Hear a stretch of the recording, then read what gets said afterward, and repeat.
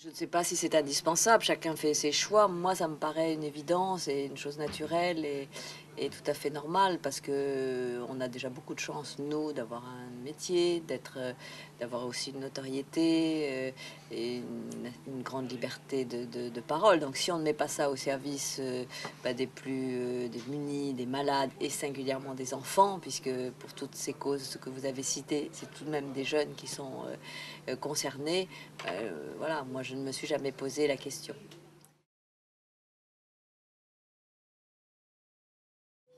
Alors c'est pour plusieurs raisons et notamment pour une raison personnelle parce que je connais le président de l'association, Michel Derbès, qui est un ami et dont je sais il est personnellement concerné puisque son fils est atteint de la sclérose en plaques. Et Michel est quelqu'un de très généreux, de très direct, qui m'a toujours aidé. Et quand il m'a demandé juste de faire partie de ce jury, évidemment j'ai dit oui.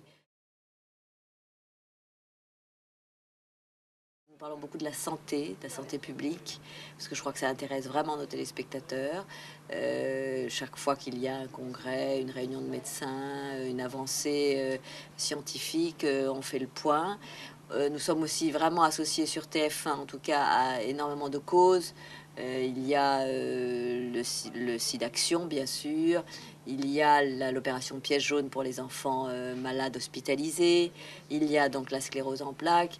Il y a le cancer. Il y a énormément de choses. Donc chaque fois, nous relayons, bien sûr, dans nos journaux ces campagnes d'information. Et à ce moment-là, c'est l'occasion pour nous de faire le point sur les maladies.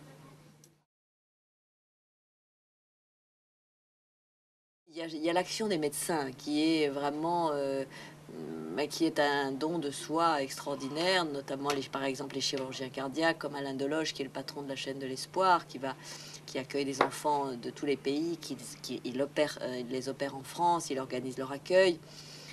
Bon, ils font ça évidemment bénévolement, ils sont à l'hôpital toute la journée, ils font ça en plus. Moi, je suis très admirative pour la sclérose en plaques.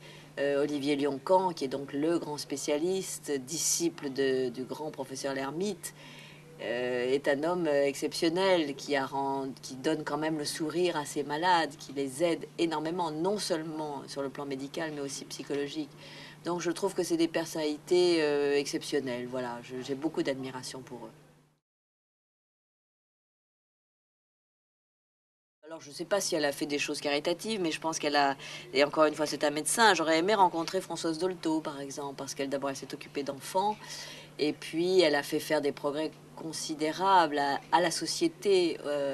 Elle a fait prendre conscience de certaines choses, du fait qu'on pouvait effectivement parler à un enfant, mais dès la naissance, et que la parole était si importante, et qu'on pouvait soigner et guérir par la parole dès l'enfance, et prendre en compte ces personnalités-là, et même les nouveau-nés. Donc vraiment, et moi-même personnellement, je lui dis merci pour beaucoup de choses parce que elle nous a donné des clés. Donc j'aurais aimé beaucoup la rencontrer.